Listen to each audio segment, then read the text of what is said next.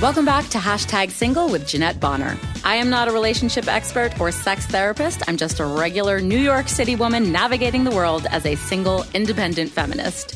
#Single is about having honest conversations with other singles in today's device-obsessed culture. So I hope you'll join me on this interesting, challenging, and complex journey as we navigate the ins and outs of singledom.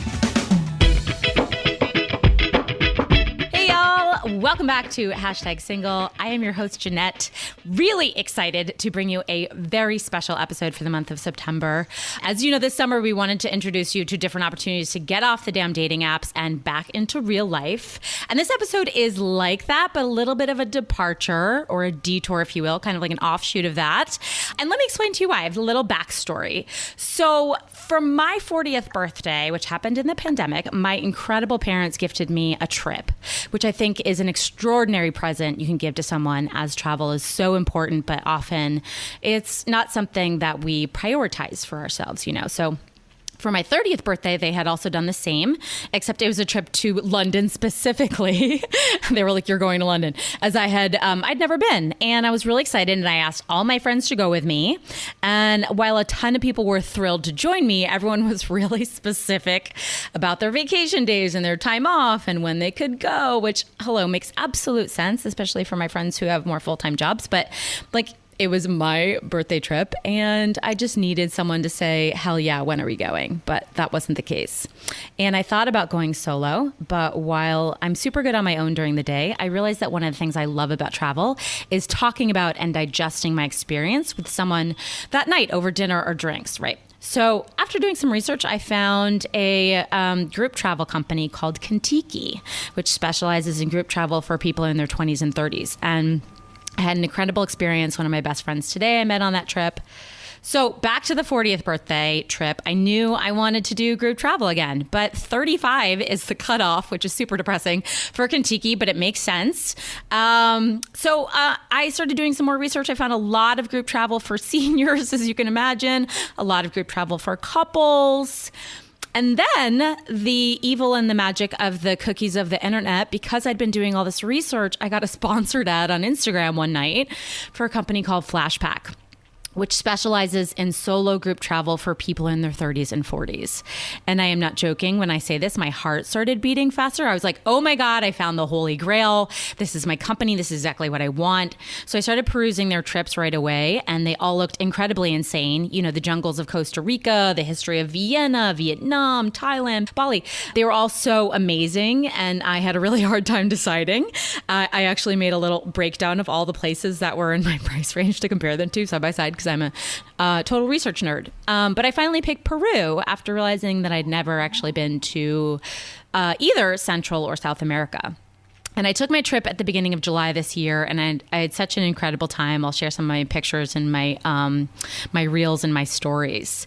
And one of the wonderful things I found about it was, was connecting with the people in my group who were my age, who were largely single, who were the kind of people that I vibed with, people that wanted to see the world as much as I did, but didn't have a travel companion.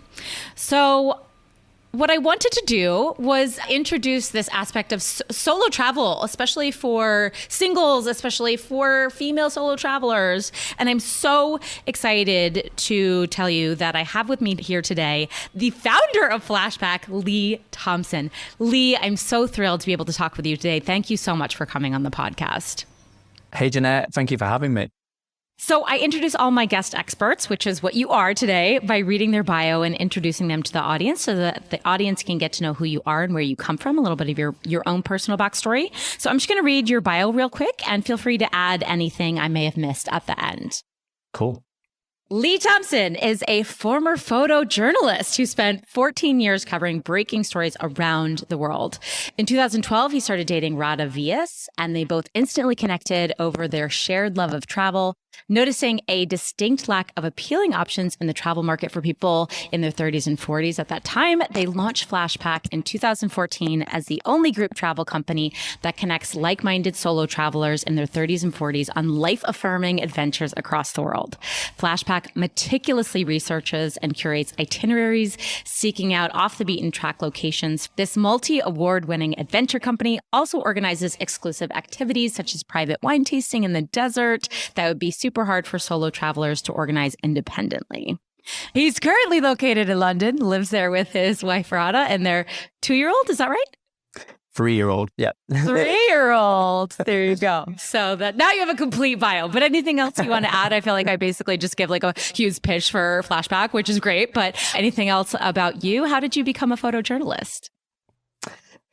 Well, I always loved photography. So I left school at 16, just became a photographer on like a local newspaper, and then just had a huge desire to travel the world being a photographer. So that led me on a path of working for national newspapers and magazines and traveling the world for a living, taking pictures, which was a dream job at the time. Wait, Lee, how do you go from taking pictures to the local newspaper to like getting photojournalist assignments in like other countries around the world? Oh, I had like a lot of drive. I just wanted to travel for a living. I was just doing whatever it took to be able to travel for work. Did you go rogue? Were you like that kid that was like, I'm just going to get myself in the war zone and take photos and submit? I feel like I'm like making a movie of your life as we speak. And then they're like, this kid has it. This is the photo we want. Is that how your story is? Right? A little bit. Like, yeah, a little bit. I was that kid. Yeah. Like the sort of Spider-Man photographer, I was that sort of, yeah, kind of just would do anything to kind of just sort of work my way up the ladder and travel and take pictures. Yeah. I love that story. I mean, I think that hustle is can I claim this? It's a very New York story. There was a photographer in the 1960s that would just cover all the crime scenes before crime scene photography was really a thing. That no one asked him to be there. He would just show up with a camera. And now we've gone back and been able to retrospectively acknowledge like how his contributions helped create the news stories as we receive it today. So you can thank him and his whatever drive that you have that he had as well. So congratulations. So how did you and Radha meet, and how was the idea of Flack Pack born? Yeah, essentially I met Radha on a dating app. No, you didn't. I did. I thought that's like a clutch part of the story. Oh my God, which dating app was it? Match.com. Okay. It's like the old one that probably no one really remembers now. It's like, that's the one where you have to email people, right? We were like the first on the dating scene. It was like when you don't even talk about doing internet dating. It was like taboo. But anyway, we met on that. And Radha lived 2 streets around the corner from where I lived in Southwest London. And I searched all the algorithms for someone that loved travel, that lived near me and loved wine. And it connected us on those 3 things. And on the first date, we were having a really good time, like obviously really liked each other and the wine was flowing. And Radha mentions this idea, like, she wants to set up a company for people her age group in their 30s and 40s, because there is no cool travel company appealing to me. And I don't want to go away with 18 to 30s and over 60s. So not only did we get on great and it was like the best date ever, but it was like a light bulb moment for both of us. And that was where Flack Pack was born, on our first date. I love that you met on a date. I think that keeps it like real full circle, especially what we'll come to talk about in a little bit about how this is such a generative place for single people to meet. And the fact that you guys connected on travel is really clutch, because I don't think that apps anymore are connecting people on real values. So somehow that worked for you and it doesn't work for millions of people. But more importantly, it's one thing to go on a date and be like, I love to travel. And it's another thing to go on a date and be like, I have this great idea. And someone's like, that's incredible. You should go for it. And it is an entirely other thing for 2 people to meet on a date, connect on that level, and then actually follow through and decide to go through with their crazy idea. So anyway, a lot of that is just like a congratulations to you for taking the leap on both parallel tracks, both with your now wife and also in creating this company together. It takes a lot of bravery. Yeah, and it is a bit crazy. Yeah, it's a great story, though. It's such a fabulous story. So you have a pretty incredible story about the early years of Flack Pack when you and Radha were sort of struggling to get Flack Pack circulated and known, and suddenly received over 1 million hits, crashing the website. Can you tell us about that story? Yeah, so eventually, like all our kind of subsequent dates were like research in the travel industry, and we threw a website together, got like a really cool brand name, Flack Pack, like did a few ads on Google, like did a few meetups in central London to try and get people interested in the brand. And with very, very little money, like I think we threw in like $20,000 of personal savings.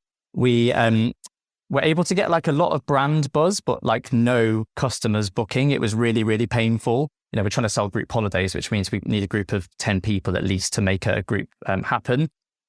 So we needed like a huge idea on no marketing spend. So I spotted an opportunity. I saw a picture of 2 workmen popping their head out of Christ the Redeemer statue in Rio, and knew straight away that that was the picture that was going to go viral. If I could convince the right people in Rio to let me climb Christ the Redeemer statue and take a picture, a selfie from the top, that would launch our business. And to cut a long story short, I made that happen, and I was the first person to take a selfie with Jesus, as it was called.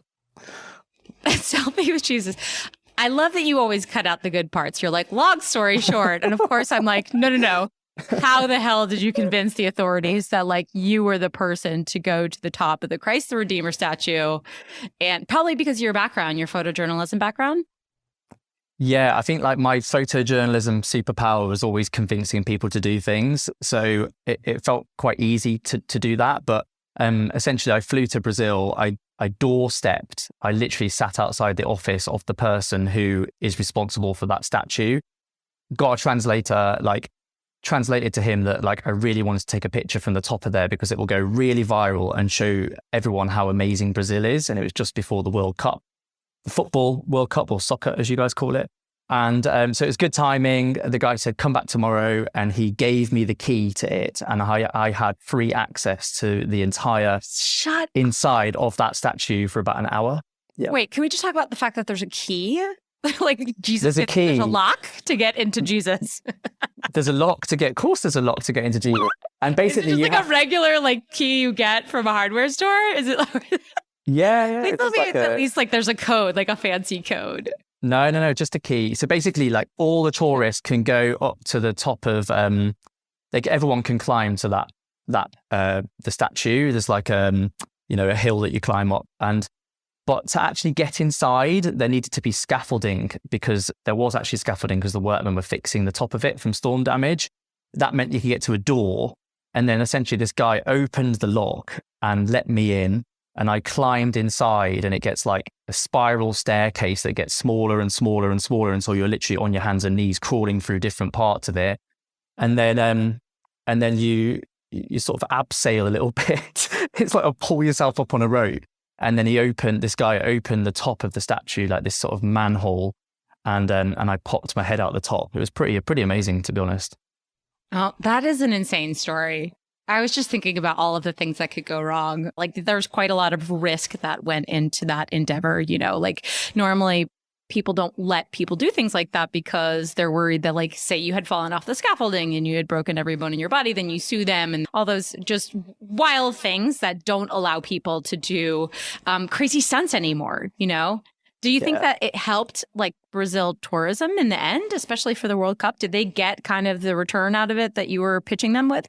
I do, yeah. So basically we on that one picture alone, we had a video that we shot as well. And the message was like, here's the first selfie with Jesus. It went insanely viral. And because we had this video, everyone went to our website to watch the video. So we had 2 million hits to our website in 2 days. And I then went to do press for like almost every single country in the world. Like Ricky Gervais was talking about me on one of the main channels in the US. I was on Japanese TV, like New Zealand TV, BBC, CNN. Like I just went completely mad for about a week.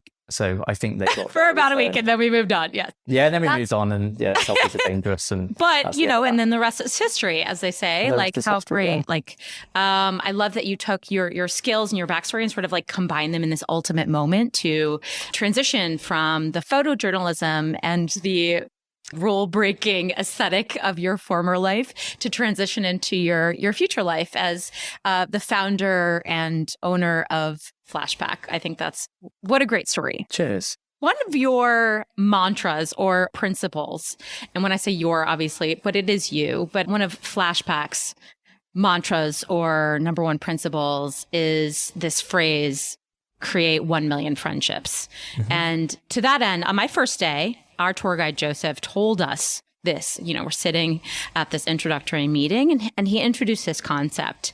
And he asked us to that end, very intentionally, not to sit with the same people, at dinner, on the van, wherever we are gathered every single night.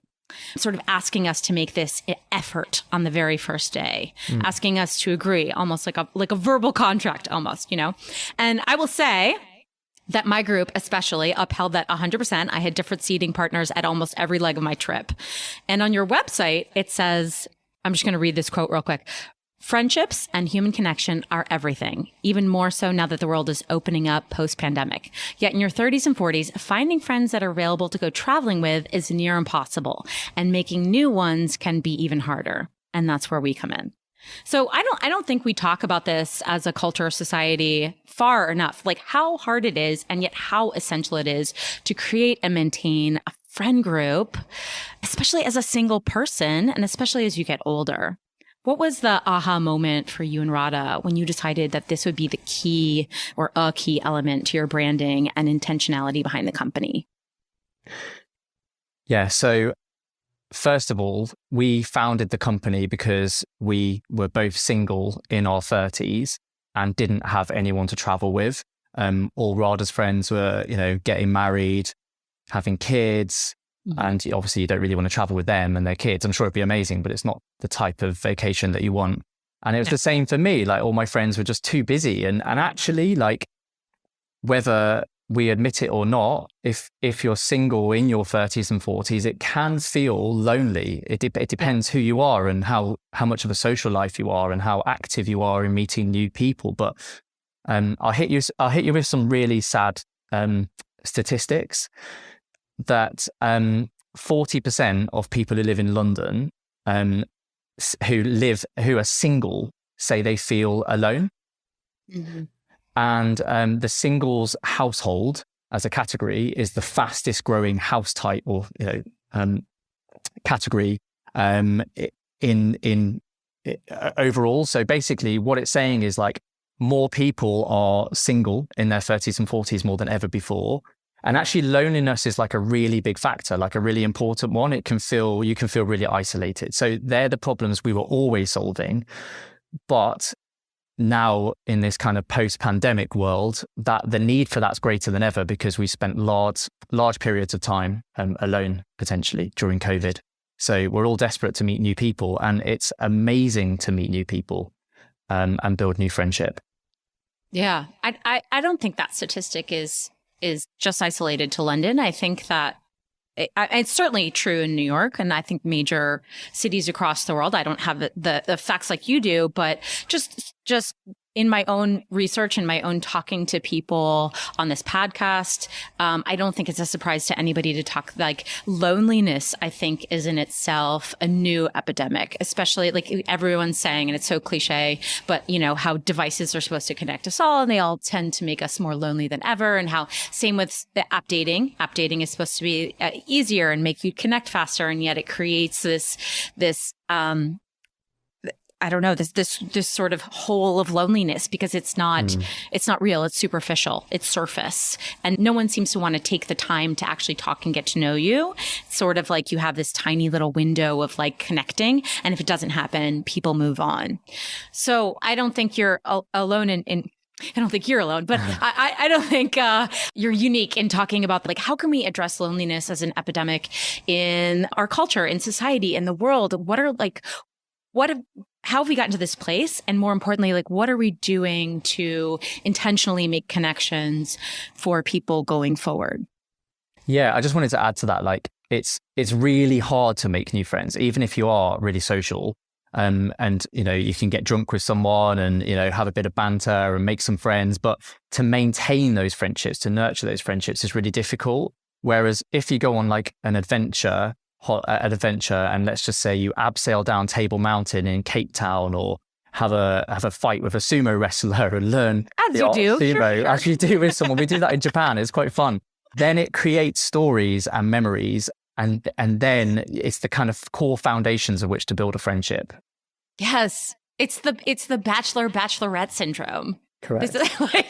Sorry, departure for a second, but you know, we always talk about this because it's this extremely famous reality TV show and like unbelievably unrealistic about how people can fall in love in 8 weeks, but they fall in love because they're removed from their entire world and everybody that they know, but also because their experiences are really extreme. You know, they're bungee jumping and they're going to Paris and they're on like these extraordinary trips that we could only dream of having. And because they're having these extreme experiences, they're bonding more deeply, you know? So I always think about like, well, how can we use that parallel? So like, I don't have the money, obviously, to like rent a cruise ship for me and my date, but how can we take that parallel on dating? Like how instead of me sitting there interviewing someone about their background and where they grew up, how can we have a shared experience so we can connect on a different level?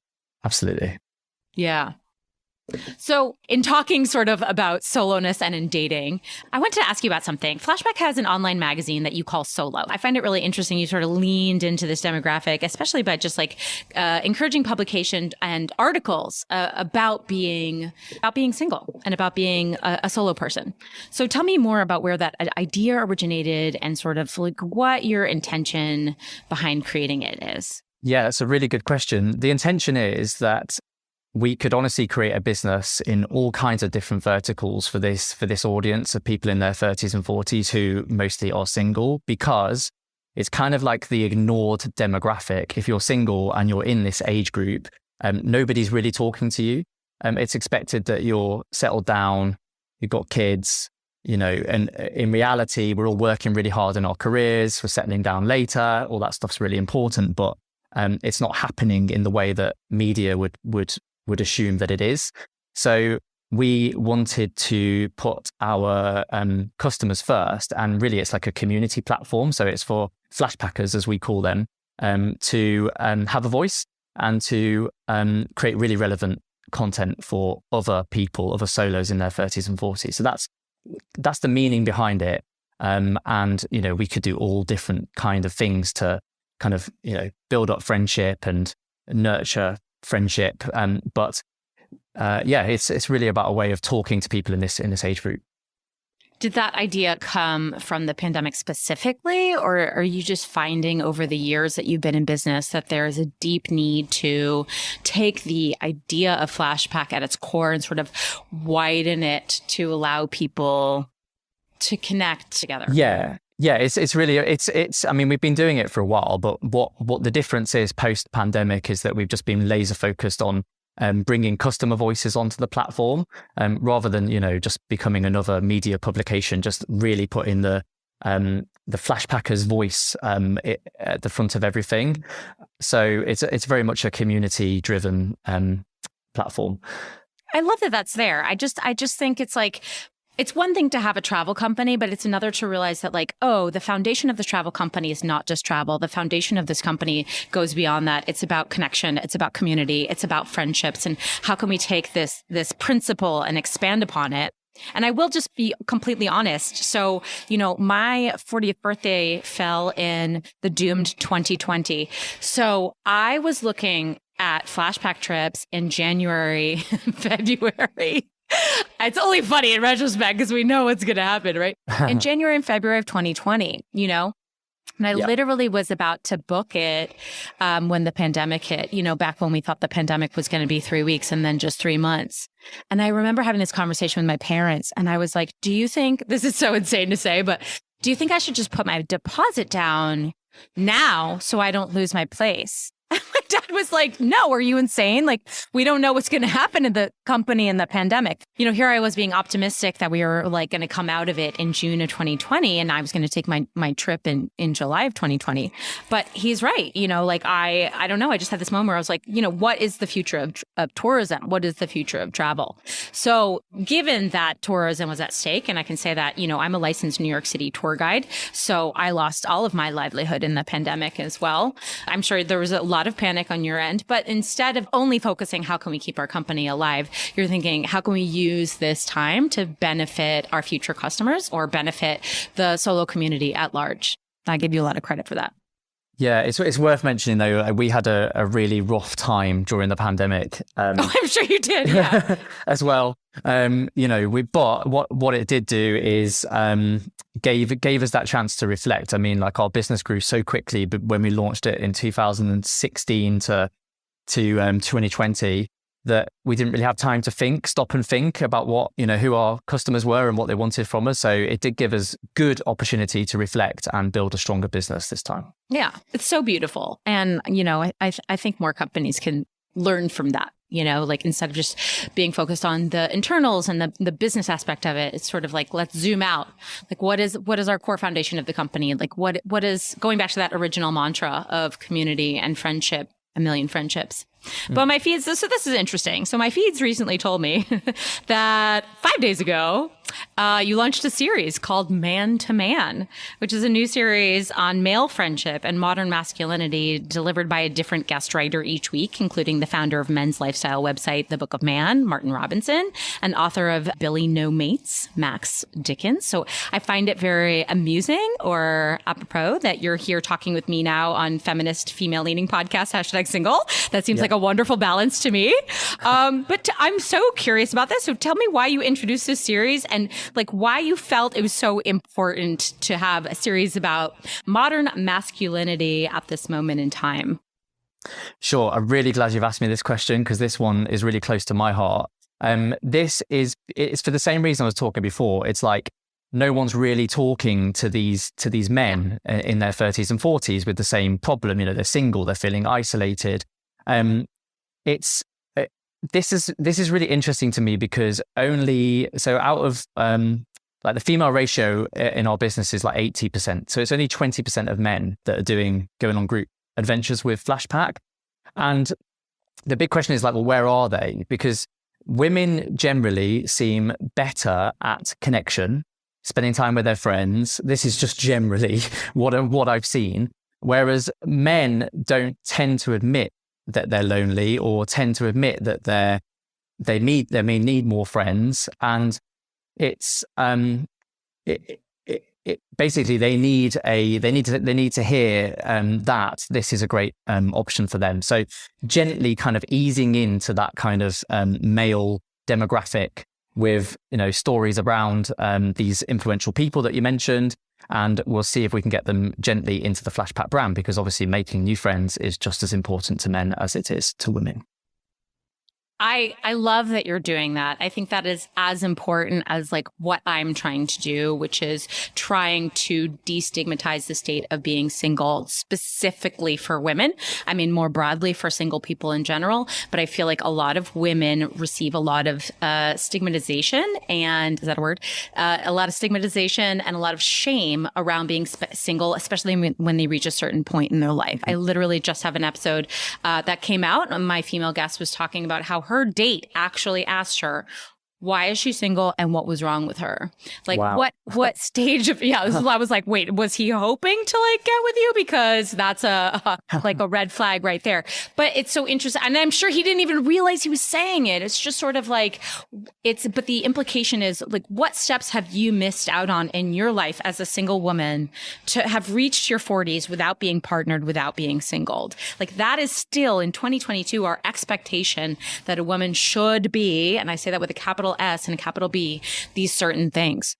Right. And in addition to women being the sort of like, it's not just the ignored demographic, we're like the weird, we're the misfit demographic, But the flip side of that absolutely are these single guys that also are shamed to have not found a partner by a certain time and like, done the thing that the world expects us to do, but are less likely to admit and talk about it. 100%. And I know a lot of men that fall into this category. It's almost like they're having a tough time, but they don't want to let anyone know. So you're all guessing that, they're struggling a little bit, but they never open up. And like, honestly, okay, so I'm married. I've got a child. I go, I'm not just saying this as a sales pitch, but I go on our trips quite frequently. I go on them like once every couple of months. Why do I do that? I love meeting new people. I don't have to, but I love having random conversation and meeting new people and sharing things that I don't have to share with anyone if I don't want to. But it opens up a whole load of opportunity and friendship and conversation that you'd never have. Like even talking to you now, how would I ever meet you in a normal world? Like it's interesting to meet new people and it makes you feel less shit about your life. Sorry if I'm not allowed to swear. No, we love cursing on this podcast, so like have at it. I love that immediately you were like, oh gosh, like you're a proper businessman and you're a proper Brit. But yeah, I think that's like, again, just to sort of reiterate what you're saying, like I think that is such an asset that you are the embodiment of your company. Like you literally put your money where your mouth is. You literally show up on the trip because you enjoy it yourself. Like there's no better example of a person that really believes in what they're doing than what you're doing with Flashback. So I think that's really cool. So I'll bring up something to you. So it was a super interesting conversation I had on my final dinner with one of the male travelers in my trip. So sidebar, Lee. He was married. So apparently his wife broke the rules. She called him up and pleaded. This is the story. She pleaded with them. She's like, you guys look so amazing. There's no other boutique travel company for people in their 30s, adventure travel company. And she convinced them to let her and her husband join the trip, even though that's not the model or the MO for Flashback. So we had this like interloper couple, which we all love to tease, obviously, on our trip because everyone else was single. And I will say they were wonderful extroverts and they always joined in conversations and they didn't isolate themselves in any way. So we loved having them there. But I did have this really interesting conversation with him at my final dinner because I was sitting across from a woman, Elizabeth, who is actually going to come on the podcast in 2 weeks and talk about her single life, which I'm really excited about. And she was talking about the fact that this was her second Flashback trip. And on her first one, it was all women. And I was sharing this very silly story where, when I told everybody I was taking this trip, they said, oh my God, you're going to meet somebody. Oh, okay. Interesting. Well, not yet because we've only got 20% men. So it's a small chat. Well, I didn't know that at the time. But interesting to me that people are like, we had this fantasy. Like they were like, oh my God, Jeanette is so single. You're going to go on this trip and you're going to meet the love of your life. I'll tell you, it does happen. It does happen. So there was one trip where there were two couples that met on that trip. And now they're both married and both have kids on the same trip together in the Philippines. That's crazy. That's crazy. There's at least half a dozen more weddings that have happened and at least like 3 or 4 kids. And it does happen. And there was another one where this couple got married. They ended up getting married like a year after meeting on a Flashback trip. And the lady's roommate became her bridesmaid. Oh, that's so cute. I know. These are the stories you have to have on the blog. No, you don't. It's like, you've got to tell them without going, hey, we're like... I immediately take that back because we don't want to set up the... Yes. But, that being said, I did bring you in, sort of in conjunction with like, how do we get back in the world and we meet people, and solo group travel could be an option. But of course, we don't want to set up the expectation that like, we're going to go on solo group travel to meet someone, because my response when someone said, oh my God, you're going to meet someone, as a joke, I said, please, it's going to be all women, because we know that women are more likely to go on solo group travel. Like that's just a statistic. Women are more likely to travel alone, even in a group setting, than men are. So my response was like, I was like, or what if I just have the trip of my life, like trip of a lifetime? Like, why does it always have to be romanticized? Why do I have to meet someone? Why can't someone say, oh my gosh, you're going to have the trip of your lifetime. You're going to meet great friends. Like that kind of pissed me off. I was like, God, guys, why do I always have to like find someone wherever I go, But the beautiful thing is though, right? So what does happen, what's more likely is that you will meet a great group of women who may also be single. And then you create potentially lifelong friends. Because like we do know that like 70% of all the people that go on our trips end up keeping in contact quite frequently. And many of them continue to travel and meet up. So there's loads of people in New York. That's like one of our core audiences. So by meeting similar people at the same life stage opens up a whole world of new people and connection. And then maybe you'll meet someone further down the line. That's how I see it. Yeah. My favorite follow-up to that story is that when I tell everyone, I was like, it's going to be all women. But then my friend Dan was like, no, you're not going to meet someone in your trip. You're going to meet someone in Peru. Oh, like, wow. You're going to fall in love. And I was like, that seems unlikely. We're moving around a lot. And he's like, I think you're going to meet a beautiful woman named Clarita. And I was like, wow, this is getting next level. I mean, he's gay. So he suddenly put this like gay love story on me. He was sort of like, I was going to meet a woman in Peru and it was going to change my life. Wow. That's like a whole nother like fandom that you guys can explore if you need to. That can happen. Anything can happen. Anything could happen. But to bring it back to that conversation. So the married man that I was talking to, he said, I don't know why more of my guy friends don't do things like this. Like I have several single male friends, and if they were on this trip, like they'd meet all of you and they're missing out on this opportunity. And I said, again, because of the podcast and I'm super curious about all this, why do you think your friends wouldn't go on a trip like this? And he said, they're more likely to do bro trips.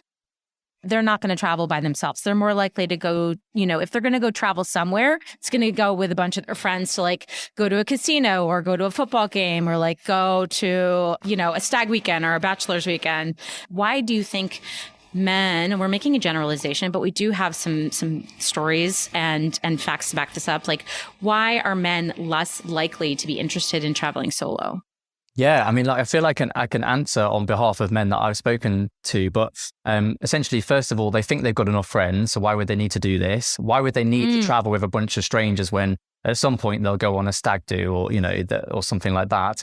And quite frankly, they just don't think they need this. They think they're fine, and they're a lot more expensive to market to. You've got to they're more last minute. They're just very, very, I'm totally generalizing, but it's very, very difficult to get the attention of a man to come on a group trip with Flack Pack, only 20% of men. But then out of the 20%, we get such a high percentage of people that keep coming back. It's like the best kept secret if you're a single man, and those 20% know it and you guys don't. Yeah. Yeah. So it's like if you can convince, that's a horrible word, but like if you can tap in the mindset, or even the men that take your trips, they're the perfect person to go back and like sort of use word of mouth to spread the word. Like, I did this thing. It was incredible. There were only 2 dudes and there were, 10 other women. Obviously, the odds were in our favor, obviously assuming that everyone is straight. But the other side of this coin, I just want to get your thoughts on this. I just really feel like there's a growing demographic of women who are finally giving themselves permission to not wait for someone to appear in their life to do something with. And that's sort of like where I think this comes full circle with #single. Look, we've been socialized, and a lot of us have been socialized to believe that things will appear in our lives, that at some point you'll meet someone, and at some point you'll get married, and at some point you'll have kids. And what happens when we come to certain milestones in the road, 30, 35, 40, where these things have not appeared yet.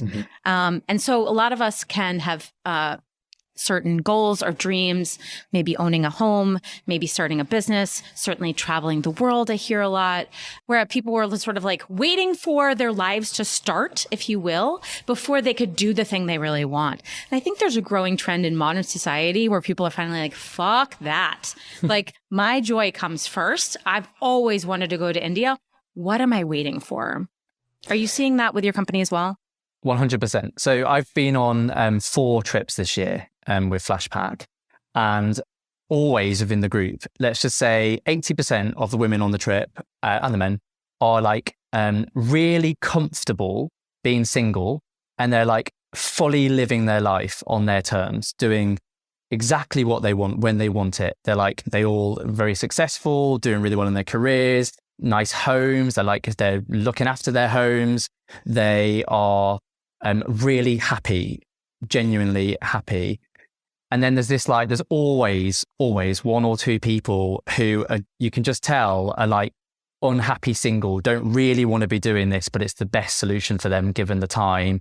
And they really want to meet someone, to the point where it's like, it's really obvious they want to meet someone. And of course, like, it's unlikely to happen if you're in that bucket.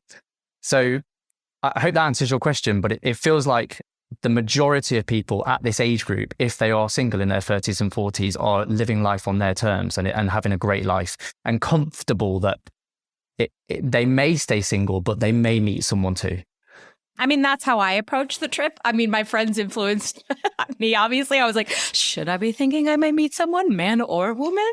But I went in with a friendship mindset first. And I can say largely that the women that I met, and even the two guys that I met, we're taking the married couple out of it, obviously, on my trip, fell into that former category of like happy, confident, like set in their lives, like living their life on their own terms, as you said. And like, I think that's why we all gravitated towards each other and created such strong friends, because we bonded on that common level. Definitely. You've just got to, I mean, I say this now, I'm married and I've got a child, so I realize it's not really for me to say, but I feel like you're more likely to meet someone if you're not desperate to meet someone. That is true. It's also, you're more likely to meet someone if you just get out in the damn world. 100%. I was thinking, being the most important part. Yeah, I like the likelihood. This is what bothered me about it. The likelihood that I would pick if you're a fatalist, like if you believe in fate and soulmates, which I'm not sure I 100% do, and the one and all that noise, but the likelihood that I would pick the trip that had the person that I was going to connect with, you know what I mean? Like, but I just thought that was sort of wild. Like, the likelihood that I would meet my person on my trip was, I thought, quite low. Like, what if I decided to change my dates? What if someone else changed their dates? What if they were going to go in the pandemic and they're no longer going to go? Like, then you start thinking about, like, that's insane. Like, I have 1 in a million chance that this person is going to be on this trip. So you can't have that expectation going in. But the mindset of what if, let me just take a leap. What if I just go on the trip of my dreams and meet 14 new strangers? That's a step in the direction of hashtag single. Like, get the fuck out there, get off the damn apps, live your life, be happy, create a once in a lifetime experience. And maybe because you're doing that, you will draw the right person to you. Definitely. Look, I just wanted to add to that as well. I recently did a story for a newspaper over in the UK about how dating apps are still thriving, but actually there's more of a demand now to get offline and to get, to meet people in person. And I think that's the feeling that I'm getting from all the people that I'm talking to at Flack Pack. They just want to meet people normally outside of dating apps. I can say that is true 100% in New York. And like, from my vantage point as a single woman, so I mean, like, there's major app fatigue from the pandemic where you had this one way to date people and we're all like, whoa, that was way too much of that. Let's do something different, which is why I really wanted to highlight and showcase like some companies that are helping you get back in the world and meeting people and making connections. Cool. I have one last request, which I'm going to jump on, because you said there's some in-person meetups in New York. And I was like, I know you're dealing with post-pandemic businesses and obviously your priority is to get people to go on your trips. But do you see a future where you could coordinate in-person meetups for like-minded folk who like to travel in cities around the world? 100%. Yeah. Do you want to lead them in New York? I would be honored. Because, like, I'm a producer, I'm a tour guide, like, I love to organize. I have my little lists of new places to go out in New York City. Absolutely, I would 100% do that. And I would love to invite my single friends who are maybe Flack Pack curious, even just like who've been on the podcast for just my single people in my life, to like come and meet other singles. Yeah, well, look, like as you said before, like, our mission is to connect, to create 1 million friendships. Yeah. So it shouldn't just be reserved for people doing, adventure vacations. So we know there's a huge demand for people to meet up in cities. We've done it before actually in London and it was very successful. So watch this space. That's a good idea.